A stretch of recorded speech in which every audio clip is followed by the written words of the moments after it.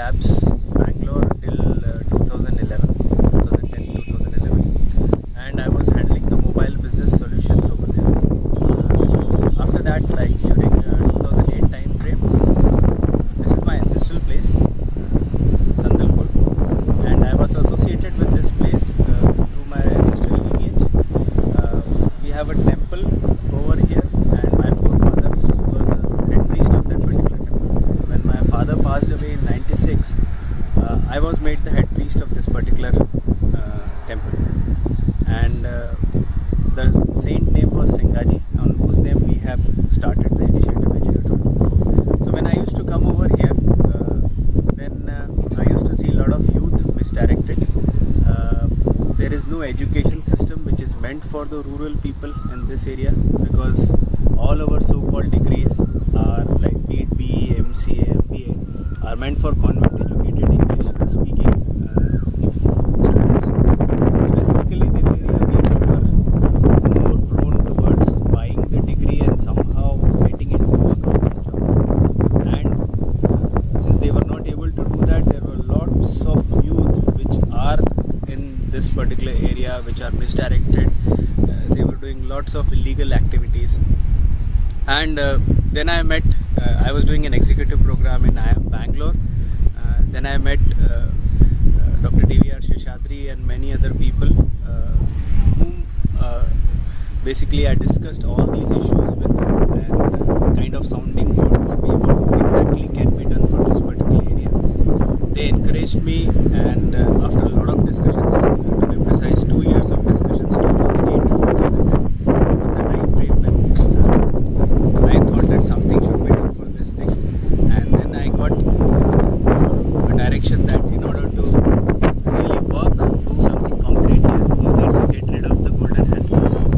You have to stand in the thick of the things and do something. Then a tough decision to leave the job, a cushy job, and start doing something. And then in 2010 I decided along with my family that we will do something for the rural youth here. So that's how the thing started. Initially when we started the whole initiative, the things was not very much clear, since I was also not from education background, in the sense I never taught in my life. Then with discussions with seniors and mentors like Dr. DVR and many people, we came up with a curriculum that what exactly needs to be done over here. And a lot of things we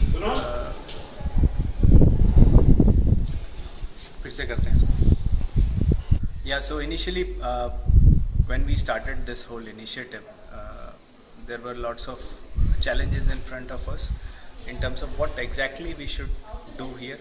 Starting from that, what exactly we should teach them, how we should teach them, from where the people will come, how we will bring in that professionalism in the whole system, how we'll bring in faculties from outside to this particular place, from where the finances will be arranged. There were loads of challenges in this particular place, because we started this whole initiative in the middle of nowhere. There are no role models over here whom people can emulate. So finding out people, finding out finances, finding out students, encouraging them that you should go for higher education was a tough challenge. But it was enjoyment on a day basis. Initially we started off with around 180 people, and we started off in a rented building space. Slowly, gradually, we are in 2015 right now. We have around 1100 students, out of which 50% are girls, and they are coming from around 200 villages in 70-kilometer radius area. And a lot of students have been now placed in big companies like SAP, HSBC, Wipro, Cognizant, to name a few. And all these people who have been placed are born and brought up in surrounding villages. The only thing which we focus more on is giving them the confidence and giving them the knowledge which is required to go